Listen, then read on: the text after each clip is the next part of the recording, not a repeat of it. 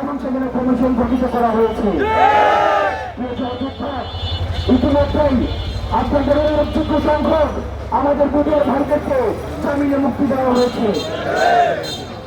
প্রিয় সহযোদ্ধা, আপনাদের যে কমিশন যেটি গঠিত হয়েছে, এই কমিশনের একটি ধারা নিয়ে আপনাদের সবার এবং আমাদের সবারই হচ্ছে প্রশ্ন রয়েছে।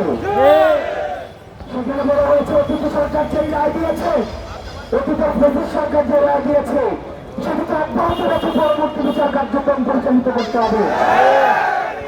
আমরা সেই জায়গা থেকে প্রিয় সহযোদ্ধা, আমরা সেই বিষয়টি নিয়ে প্রশ্ন তুলেছি, আমরা সেটি নিয়ে প্রস্তুত করেছি এবং আমরা সেটি নিয়ে প্রস্তুত করব।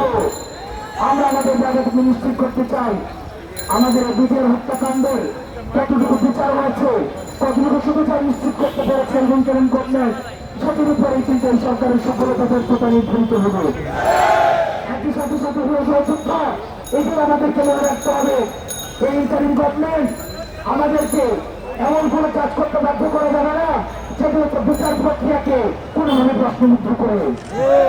একই সাথে আমাদের এটিও নিশ্চিত করতে হবে যাতে করে বিচারিক যতগুলো মানদণ্ড আছে, এই বিচারিক মানদণ্ডগুলো নিশ্চিত করেন আমাদের এই বিচার হত্যাকাণ্ডের যে ভাইরা যারা ভিক্টিম আছে, সেই ফ্যামিলিগুলো যেন ইনসাফ পায়, ইনসাফ প্রতিষ্ঠিত হয়।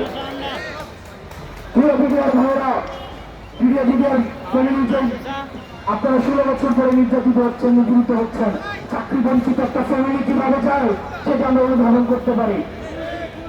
কিন্তু আমরা যদি বিচার প্রক্রিয়াকে ইন্টারন্যাশনাল মান নিশ্চিত না করে, আমরা যদি অত্যন্ত পরিভূমি করে এই বিচারটি করার জন্য গভর্নমেন্টকে বাধ্য করি, আমরা যদি এই ধরনের কর্মসূচি দেই, তাহলে সেটিকে নিয়ে আবার পরবর্তীতে আবার প্রশ্ন উঠতে পারবেন।